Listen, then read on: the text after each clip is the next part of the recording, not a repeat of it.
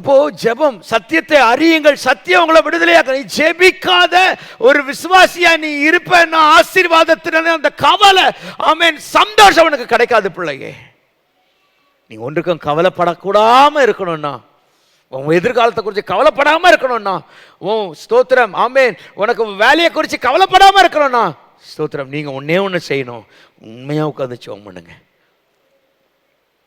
நீங்க போட்டிருக்கிற திட்டங்கள் எல்லாம் கர்த்தர் ஆசீர்வதிப்பார். எத்தனை பேர் ஆமென் சொல்றீங்க? இப்பவே உங்க பிள்ளைகளுக்காக ஜெபம் பண்ணுங்க. ஆண்டவரே, எனக்கு இந்த வயசு கர்த்தர் வருகை தாமதிக்குமானா எனக்கு தீர்க்காயுசை கொடுப்பீங்கன்னா, ஏசப்பா உங்களுடைய சித்தம், எனக்கு இந்த வயசு வரும்போது என் பிள்ளைக்கு நான் நல்ல திருமணத்தை செஞ்சு வைக்கணும் சொல்லி ஜெபம் பண்ணி தீர்மானமாக ஜெபம் பண்ணுங்க. கைகளை வைத்து அல்லேலூயா சொல்லுவாங்க. கண்டமேனிக்கு இருக்காதீங்க. என் பிள்ளைய நான் இப்படி வளர்க்கணும் ஆண்டவரே, என் பிள்ளைய நான் இப்படி கொண்டு வரணும், தான் பிள்ளை தானா வளர நினைக்கக்கூடாது. எத்தனை பேர் ஆமென் சொல்றீங்க? ஆண்டவர் நமக்கு ஆண்டவருக்காக ஜெபம் பண்ணு. இயேசுவே, எனக்கு இந்த கிருபையை தாரும் ஆண்டவரே. பிள்ளைகளை கண்டித்து வளர்ப்பது, ஆமென், சபைக்கு ஆசீர்வாதம். அது சபைக்கு ஆசீர்வாதம். நான் சும்மா ஒன்று, நான் பிள்ளைங்க கிட்ட நான் டெரரா இருக்குல்ல, இந்த பிள்ளைங்கள்லாம் ஆசீர்வாதமாக வளரணும். இந்த பிள்ளைங்கள்லாம் ஆசீர்வாதமாக வளரணும். கர்த்தருக்கு மகிமை இருக்கட்டும்.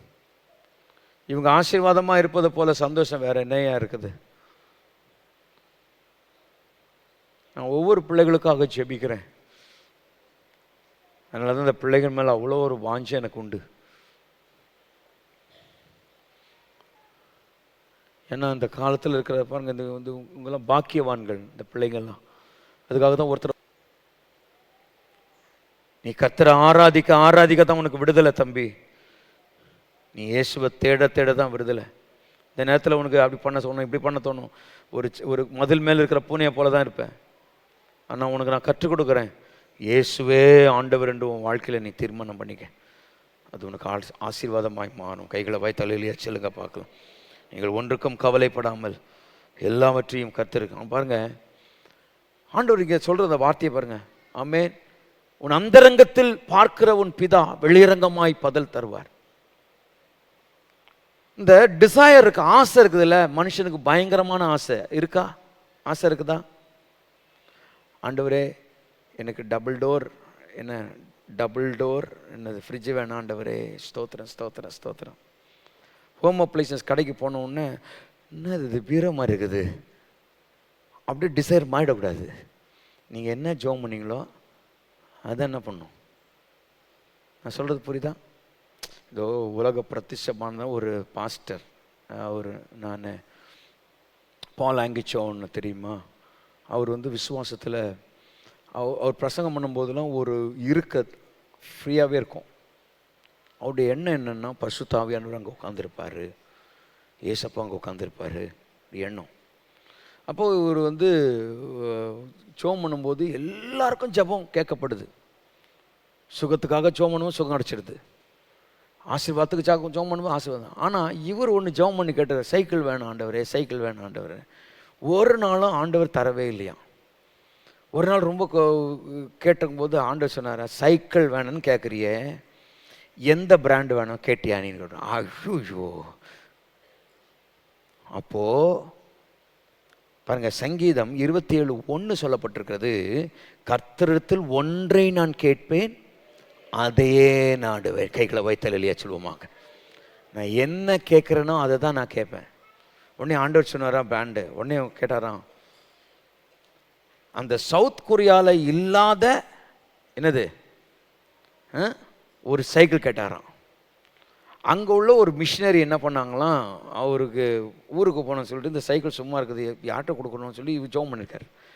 இவர் சொல்லியிருக்காரு, ஆண்டவர் பேசியிருக்காரு அந்த மிஷினரிகிட்ட, பால் ஆங்கிச்சான்னு ஒரு ஊழியக்காரர் இருக்கிற, அவர்கிட்ட போய் கொண்டு போய் கொடுனாராம். இவர் கேட்ட என்ன பிராண்டோ அதே பிராண்டு இந்த மிஷினரிகிட்ட இருந்து தான், அப்படியே கொண்டு போய் கையில் கொடுத்துட்டாராம். இவர் பார்த்தோன்னே, எவ்வளோ ஆண்டவரே, ஸ்தோத்திரம் ஸ்தோத்திரம் ஸ்தோத்திரம். கைகளை வைத்து அல்லேலூயா சொல்லுவோமாங்க. நீ கேட்குறத வேவரிங்காக கேட்காதீங்க.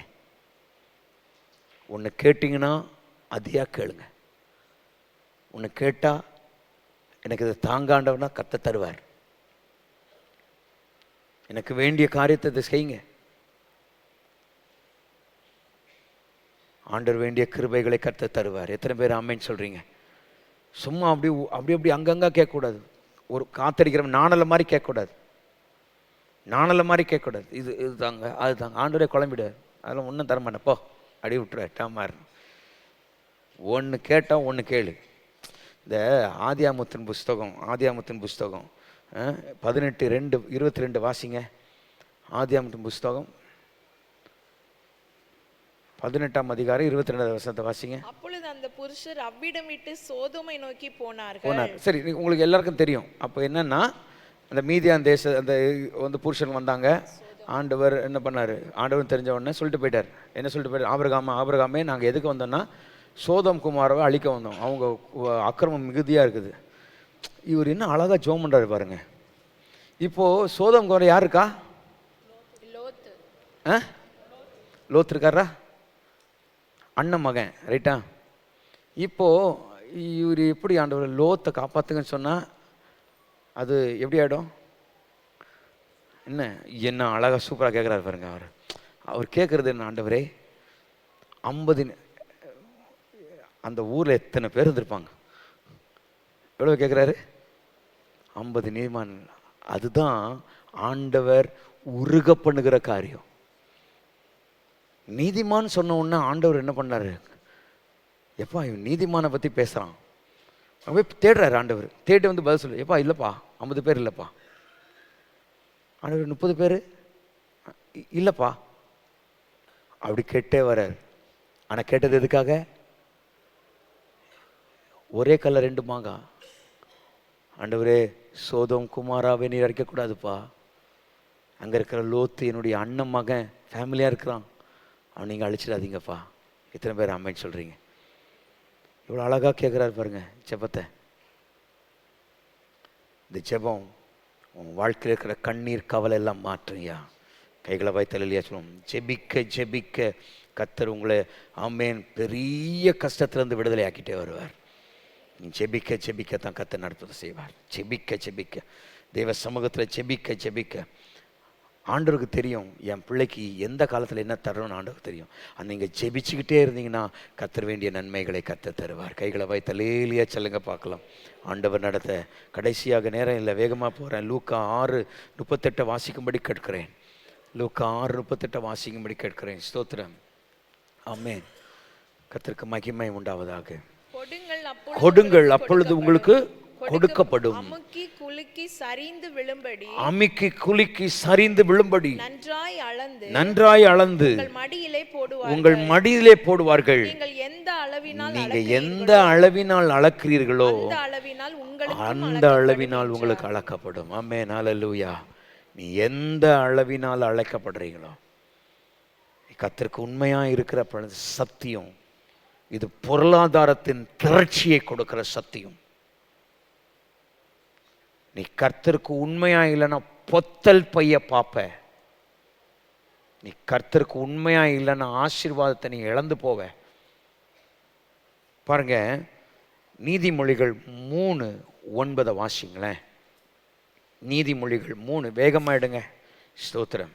கர்த்தருக்கு மகிமை. உன் பொருளாலும் உன் எல்லா விளைவின் முதல் பலனாலும் கர்த்தரை கனம் பண்ணு. என்ன சொல்லுங்க? உன் பொருளாலும் உன் எல்லா விளைவின் முதல் பலனாலும், எல்லாம் சொல்லுங்க, உன் தசம பாகத்தில் கர்த்தரை கனம் பண்ணு. அடுத்த வசனத்தை வாசிங்க. அப்பொழுது என்ன சொல்லுங்க? அப்பொழுது அப்பதான் உனக்கு ஆசீர்வாதம் ஐயா.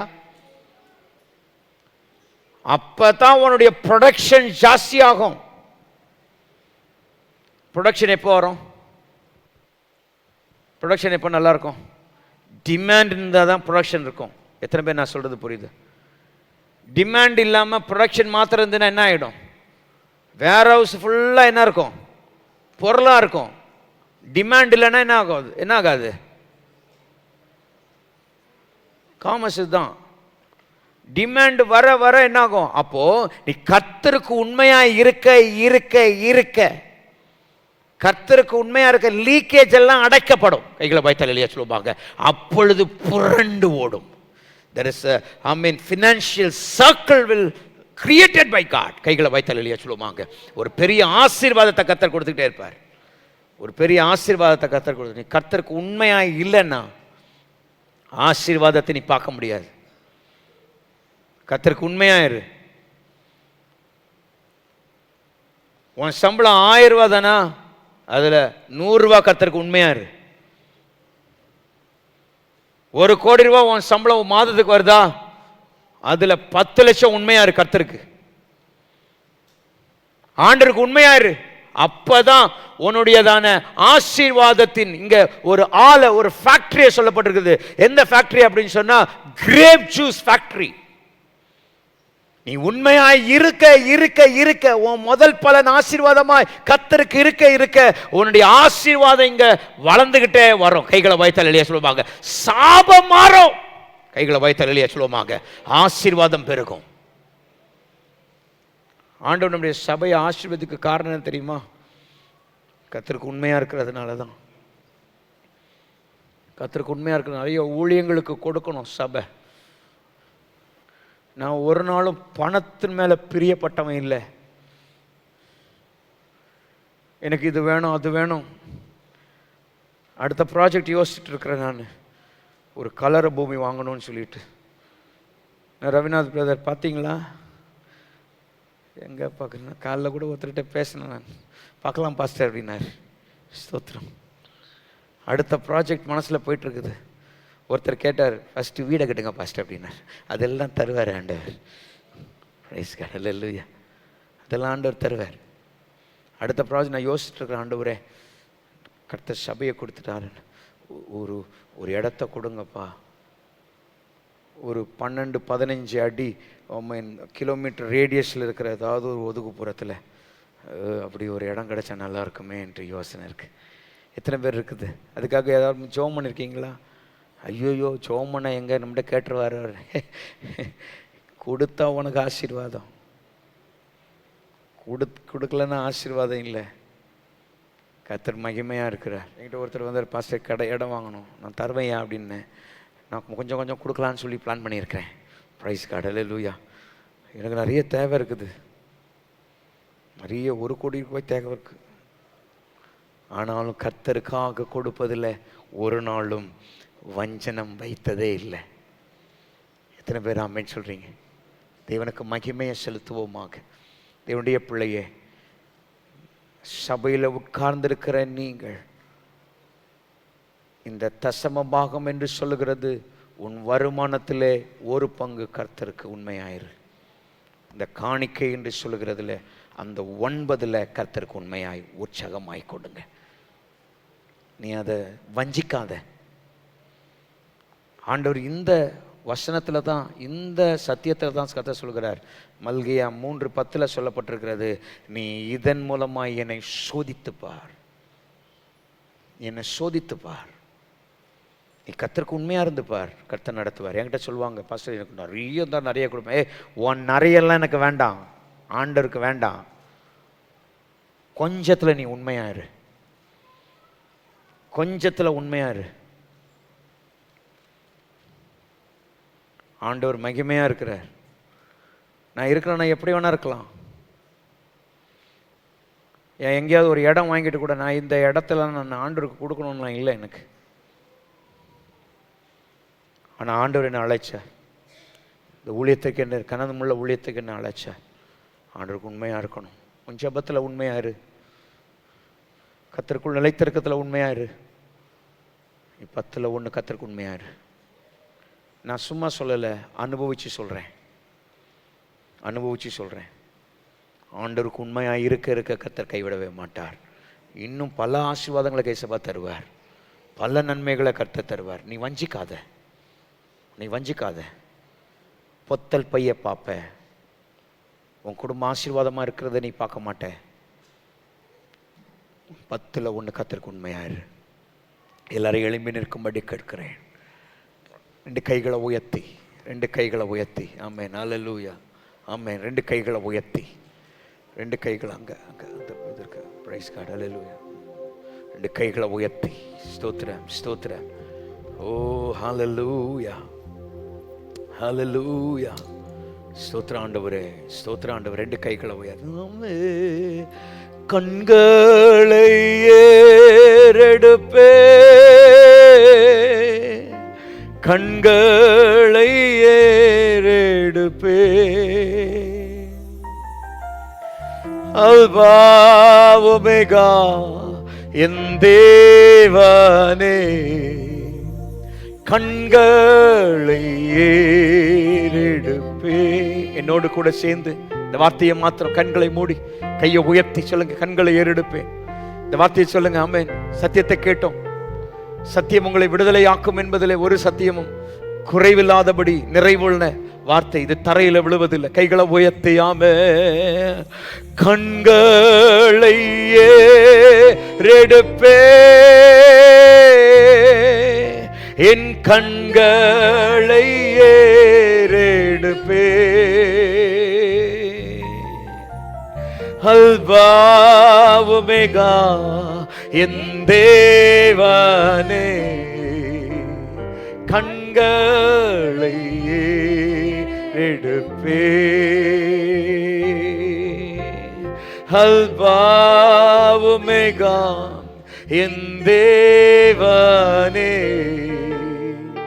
கண்களை ஏறெடுப்பே. கைகளை உயர்த்தி ஆண்டவரே, உம்மை நிலைத்திருக்க கிருபை தாங்கப்பா. ஜெபத்துல இந்த சத்தியத்தை நான் அறிஞ்சிருக்கிறேன் ஆண்டவரே. கவலை எல்லாம் மாறும்பா. 10ல் 1 உண்மையா நான் இருக்கணும்ப்பா. நீ எந்த அளவினால அளந்து கர்த்தர் கொடுக்கிறையோ அதனால கர்த்தர் உன்னை ஆசீர்வதிப்பார். நீ மனுஷனுக்கு கொடுக்கல, உன் எண்ணத்துல அந்த எண்ணம் இருந்ததுன்னா இயேசுவின் நாமத்தினால நீ பிசாசினால சிக்கப்பட்டிருக்கிற அர்த்தம். ஐயோ இவன் பெரிய ஆளாயிடுவானே, ஒரு நாளும் இல்ல சகோதரனே, சகோதரியே. கர்த்தருக்கு கொடுக்கிற பணம் எல்லாம் கர்த்தருக்கே தான் போகுது. இந்த இடம் தானா வந்துடாது. நீங்க கர்த்தருக்கு உண்மையா இருக்க இருக்க ஆண்டவருடைய ராஜ்யம் தான் எக்ஸ்பேண்ட் ஆகிட்டு இருக்கு. என்கிட்ட பாஸ்டம்மா கிட்ட ஒருத்தங்க கேட்டிருக்கிறாங்க, உங்களுக்கு பெண் பிள்ளை இருக்குது, ஏதாவது நீங்க சேர்த்து வைக்கிறீங்களா? பாஸ்டம்மா சொல்லியிருக்கிறாங்க, கர்த்தர் நடத்துகிறார், கர்த்தர் நடத்துவார். எங்களுக்கு இவ்வளவு இருக்குது அவ்வளவு இருக்குதுன்னு சொல்றதுக்கு இல்லை. ஆண்டவருக்கே மகிமை இருக்கணும். 2 கையை உயர்த்தி உன் எண்ணம் அந்த எண்ணம் இருக்கக்கூடாது. நீ கர்த்தருக்கு உண்மையா இருப்பிள்ளையே. நீ காணிக்க மாத்திரம் கொடுத்து தசம்பாகத்துல நீ விலகி இருக்கிறியா? இன்னைக்கு மனம் திரும்பு. இன்னைக்கு உனக்கு மனம் திரும்புதல்ல கர்த்தர் தருகிறார். இந்த சத்தியத்துக்கு உண்மையா, சத்தியத்தை அறியுங்கள், சத்தியம் உன்னை விடுதலையாக்கும். ஓ ஆண்டவரே, என்னை நீர் ஆசீர்வதி. உம்முடைய கிருபையின் கரத்தில் எங்களை தாழ்த்துகிறோம். பெரிய காரியங்களை செய்யுங்க. இயேசுவின் நாமத்தில் கேட்கும் நல்ல பிதாவே, ஆமென்.